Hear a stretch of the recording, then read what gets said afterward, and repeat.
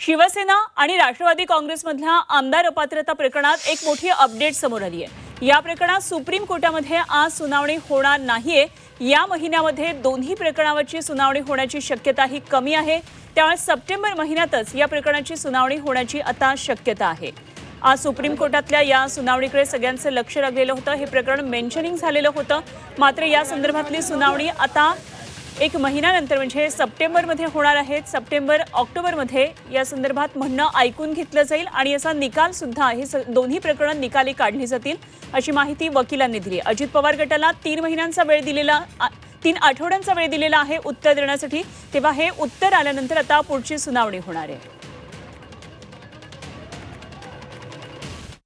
Chief जस्टिसांनी एक important संकेत असा दिलाय की शिवसेना आमदार अपात्रतेचं प्रकरण हे सुप्रीम कोर्टातच चालेल, त्याच्यात कंपायलेशन द्यावं दोन्ही बाजूनी, प्लीडिंग्स कंप्लीट झालेले आहेत।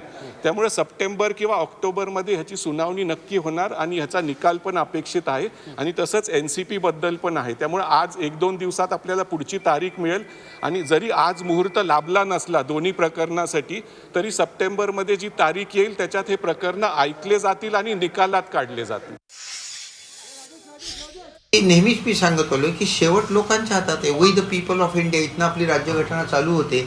त्यामुळे जर का पक्ष चुकीचे वागले, इलेक्शन कमिशन चुकीचं वागलं, कदाचित सुप्रीम कोर्ट चुकीचं वागलं, तरी लोकांच्या हातात शेवट निवडणुका असतात।